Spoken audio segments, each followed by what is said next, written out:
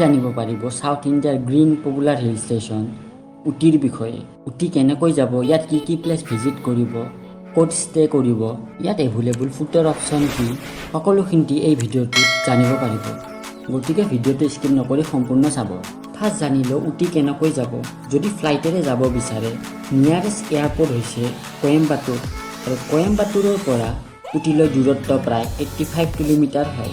ইয়াৰ পৰা আপুনি easily cab বা বাছ উটিলৈ পাই যাব। যদি আপুনি ট্ৰেইনেৰে যাব বিচাৰে উটিৰ নিজা ট্ৰেইন ষ্টেচন আছে যাৰ নাম উদাকামাণ্ডালাম হয়, কিন্তু উদাকামাণ্ডামালৈ ডাইৰেক্ট ট্ৰেইন নচলে। ইয়ালৈ কেৱল ষ্টিম ইঞ্জিনৰ টয় ট্ৰেইনহে চলে। তাৰ কাৰণে আপুনি ট্ৰেইনেৰে যাত্ৰা কৰিবলৈ ফাৰ্ষ্ট মেটুপালাম ৰেলৱে ষ্টেচনলৈ আহিব লাগিব, আৰু মেটুপালাম ৰেলৱে ষ্টেচনৰ পৰা আপুনি উদাকামাণ্ডামলৈ টয় ট্ৰেইন পাই যাব, আৰু এই ট্ৰেইনে আপোনাক ডাইৰেক্ট উটিলৈ লৈ আহিব। যদি আপুনি ৰোডেৰে যাব বিচাৰে সাউথ ইণ্ডিয়াৰ সকলো চিটিৰ পৰা উটিলৈ ডাইৰেক্ট বাছ পোৱা যায়। আপুনি বাছেৰে ইজিলি উটিলৈ যাব পাৰিব। এতিয়া উটি পোৱাৰ পাছত কি কি প্লেচ ভিজিট কৰিব।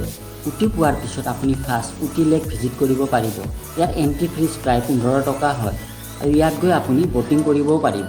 আৰু এই লেকত বিভিন্ন ধৰণৰ গেম আৰু এক্টিভিটি হয় যাৰ ৰেট ডিফাৰেঞ্চ থাকে। নেক্সট আপুনি উটি চিটিৰ বটানিকেল গাৰ্ডেন যাব পাৰিব। তাৰ এণ্ট্ৰি ফিজ 30 ৰুপিজ হয়। মৰ্নিং 7 AM পৰা ইভিনিং 6:30 এই গাৰ্ডেন খোলা থাকে। নেক্সট আপুনি উটিৰ ৰ'জ গাৰ্ডেন ভিজিট কৰিব পাৰিব। ইয়াত গৈ আপুনি বিভিন্ন ধৰণৰ ৰ'জ ফ্লাৱাৰ দেখা পাব।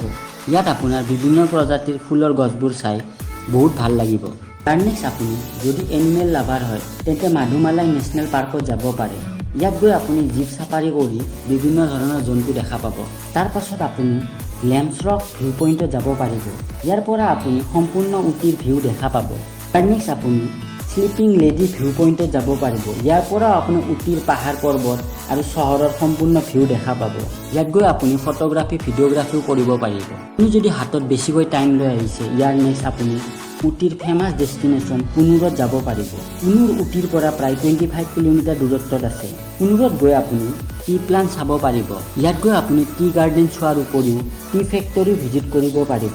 আৰু নেক্সট আপুনি উটিৰ পাইন ফৰেষ্টত যাব পাৰিব। পাইন ফৰেষ্টত আপুনি চাৰিওফালে কেৱল পাইনৰ গছে দেখা পাব, আৰু ইয়াত গৈ আপুনি হৰ্চ ৰাইডিঙো কৰিব পাৰিব, আৰু ইয়াৰ নেচাৰেল বিউটি বহুত ধুনীয়া হয়। তাৰ পাছত আপুনি উটিৰ পিয়াকৰা ৱাটাৰফলত যাব পাৰিব। এই ৱাটাৰফলটো দেখাত বহুত ধুনীয়া হয়। ইয়াৰ এণ্ট্ৰি ফিজ 25 ৰুপিজ হয়। ইয়াত গৈও আপোনাৰ খুব ভাল লাগিব। এয়া আছিল উটিৰ মেইন ভিজিট কৰিবলগীয়া প্লেচবোৰ। ইয়াত ষ্টে কৰিবৰ কাৰণে অপশ্যনবোৰ হ'ল ইয়াত গৈ আপুনি 1000 পৰা 5000 ভিতৰত সকলো ধৰণৰ হোটেল পাই যাব। ফুডৰ অপশ্যন বুলি ক'লে ইয়াত ভেজ নন ভেজ সকলো পোৱা যায়। ইয়াত গ'লে আপুনি সকলো ধৰণৰ ফুডে পাব। আজিলৈ কেৱল এইখিনিয়ে। আপোনাৰ উটি ট্যুৰৰ বিষয়ে জানি কেনেকুৱা লাগিছে জনাব। যদি ভিডিঅ'টো ভাল লাগিছে, এনেকুৱা ইনফৰ্মেটিভ ভিডিঅ' চাই ভাল পায়, তেনেহ'লে চেনেলটো লাইক শ্বেয়াৰ আৰু ছাবস্ক্ৰাইব কৰি দিব।